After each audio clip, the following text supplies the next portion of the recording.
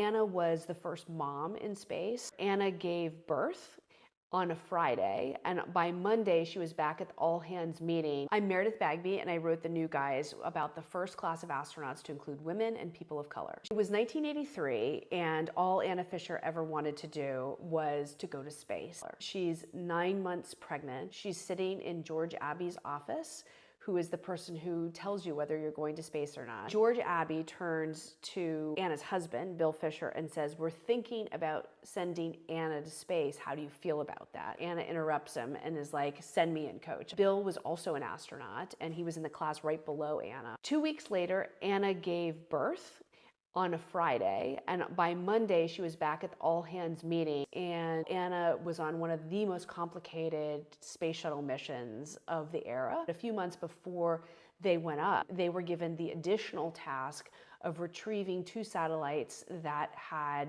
basically broken in space. They were going to go send the shuttle crew up and go retrieve those satellites, put them back into the payload bay, and bring them home.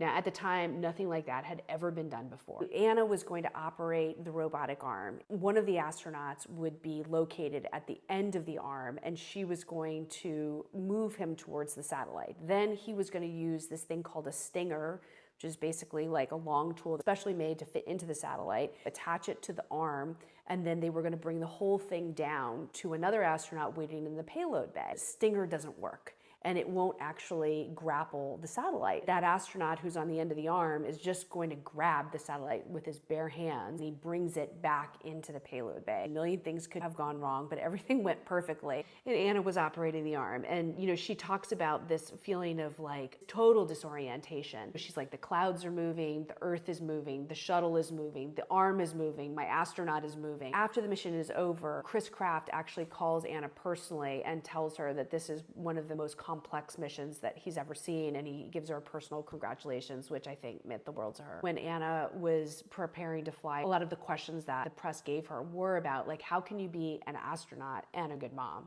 And she said, nobody ever asked this of the men. Being a parent isn't only about being present, it's also about setting an example. Right before astronauts fly, they go into crew quarters, and at that point, they no longer can see their family. Anna really wanted to see her daughter, her baby, before she flew.